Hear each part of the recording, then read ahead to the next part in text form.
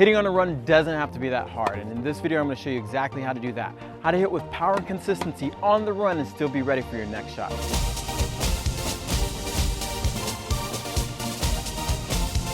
Basically, in this video I'm going to show you how to deal with that momentum. If you don't know what that means, when you're hitting on the run, one of the biggest challenges is staying balanced. How do you control yourself? How do the pros wind up hitting such great forehands on the run?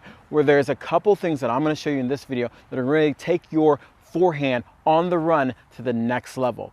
Let's start with the biggest problems. Most of the biggest problems when it comes to hitting the ball on the run is building up momentum. If you've ever seen like a sprinter's race at the Olympics or something, and they're running and they run through the line, they never just stop. They built up so much momentum, which caused them to have to run it out. It's the same thing in tennis or in anything where you're having to run. That's probably one of the biggest challenges, where players are going out and they're trying to hit on the run and they feel that momentum taking them this way and they fight it, and what happens is it breaks their stroke down. How does it break it down? When you can't control your momentum or use it, like I'm going to show you how to do in this video, what you wind up doing is fighting it. And when you fight it, it doesn't allow you to rotate. And rotation, especially rotation of your body, is that crucial thing that provides the most power to your stroke. If you can't rotate, then it's just arm. And if it's just arm, you're going to start losing control of the stroke. So that's the first thing. The second thing is recovering. How do you recover? The biggest difference I see with a lot of recreational players is shuffling to recover when they're off the court. Yeah, shuffling's totally okay if you don't have to cover that much court.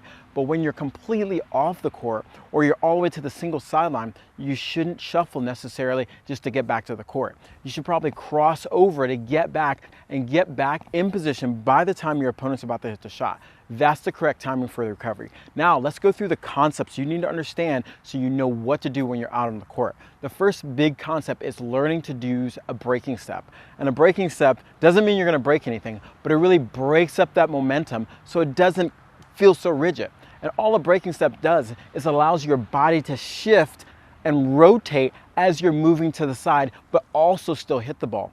And what this does is it smooths out this transition, meaning that you can still rotate and hit the ball. Not only that, by using a breaking step the right way, you're going to build in your recovery. And so you have a lot of things going on. You're keeping your balance, you're able to rotate, and you're building in recovery. And this is what makes you really efficient when you learn how to do it the correct way.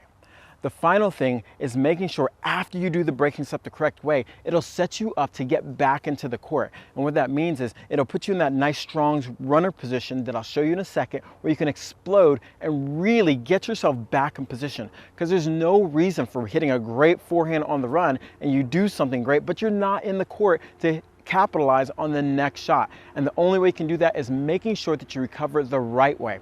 So we're gonna get in that runner stance after we do that breaking step, and we're gonna explode off the first step. Just by exploding off that first step the right way, you're gonna cover so much more court. I can pretty much be back in position with probably about 2.5 to 3 steps. Just like I was moving out, I can get back and be ready for that next shot. So now it's time to go through the action steps of learning how to do the breaking step. So the very first thing is you actually want to put down your racket and just focus on the footwork. And the very first thing we want to do is get into a runner's position just like this. And you can see how this runner position starts off here. You're probably wondering, how does this relate to me hitting a forehand? Well, what does this look like? Now, here's one optional thing. I know we've talked about the hitting toe position, and if you have the opportunity to get in here and get into this position, you can still use it. But sometimes you may be on the run so much that you just can't get that foot around, and it's totally fine to be in this position. So you can do this position here, this runner's position here, or you can actually turn your toe in, which is the hitting position. Either one's totally fine. But from this position, all I want you to do is focus on going from here and then almost think of like the race just changed. I'm going from this direction where I'm going to run, and then I'm getting set up to go to this direction. And you're going to just hop back and forth a couple times. And you may be, again, wondering, like, why am I doing this? How does this relate to footwork? Well, if I'm set up here, and what I'm going to do is focus on letting my momentum play itself out, I'm going to need to hop and readjust my weight just like this. And as we start swinging the racket in a second, you'll see how this works. And just do this back and forth. So now we're going to go to step 2, which is actually running and showing you how the breaking step fits into the move we just did. We're going to do one more breaking step, but I want you to do it with your racket. So how we're set up here, and then what I'm going to do is actually swing and bring my body around. Now how this works is if I'm running, I'm going to just run a little bit from here, but you're going to notice how when I get to the ball, you can see how my body weight shifted and I kept my balance and I was able to rotate. The big thing that we don't want to get into is if we're hitting and we're falling over here, our weight was too far over there. So what we want to do is make sure when we're running to get to the ball, we're going to run and shift. And with this shift, look what's happening. My body weight is over my leg here, which allows me to push off and get back. And so this is the big thing about the braking step. The more momentum you build up, instead of trying to fight it and hit, you can almost hear like how my feet are like fighting and hitting. You can see how much resistance is in my body and I'm not rotating compared to going. And now, since I've shifted my weight, I explode off of this leg and cross over to get back, and that's your recovery. So you can put the whole thing together.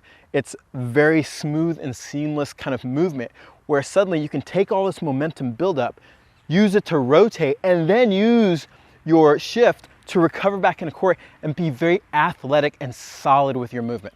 So in this final action step, it's really about making sure you've done the previous action steps over and over and over again. Because when you add in the ball, you don't want to be thinking about your footwork. This wants to become muscle memory. And the way I'm going to do this is something where you can practice by yourself, just feeding yourself a ball before you even have to hit with a ball machine or a friend. But the key is making sure you practice. Now, as we do this, we're going to combine everything we just talked about from moving over. I'm going to shift to hit the ball and then explode back. And it's really crucial, the timing here. Then when I'm moving over, boom, to hit it, I shift. But as the ball's traveling to my opponent, I explode here and making sure that I square my body up by the time my opponent hits the ball. We never want to get caught running this direction when your opponent's hitting the ball, because it now puts you in a position where you can't come back and cover this side of the court. So let's see how it's done. And this is the way you're going to want to practice this at home. So we're going to go out, okay?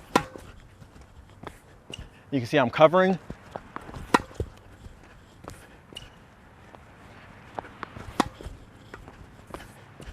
And you can really see how dynamic this is. Now there's one extra thing that's going to start happening as you notice this. I call it landing the plane.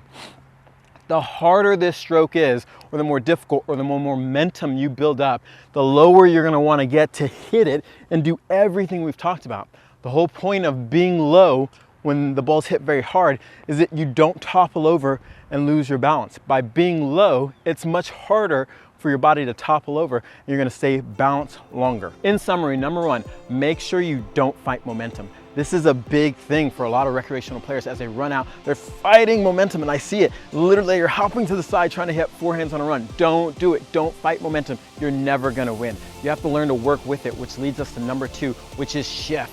When you're hitting and you feel that momentum, shift your body weight under you. So making sure that it sets you up to be balanced, so you can rotate, and you're going to be set up to now recover, which leads me into number three, explode. So many times, even when players are using the braking step and they're trying to recover back into the court and they're set up, they take this weak first step. The weak first step doesn't really allow you to cover that much court getting back into the court to get ready for that next shot. So it's really important that you explode, which allows you to get back quicker and cover more court. If you'd like this video, make sure you go to totaltennisdomination.org to get more great videos like this, and make sure you sign up for my free automatic consistency course, which is going to help you take your consistency to the next level. If you struggle with winning matches because you're not making enough balls, then this is the course for you, and it's absolutely free. All you have to do is go to the site. You'll see a button that says level up in the top right corner. Click that, fill out the information, and you'll get free access to automatic consistency course. So I'll see you next time.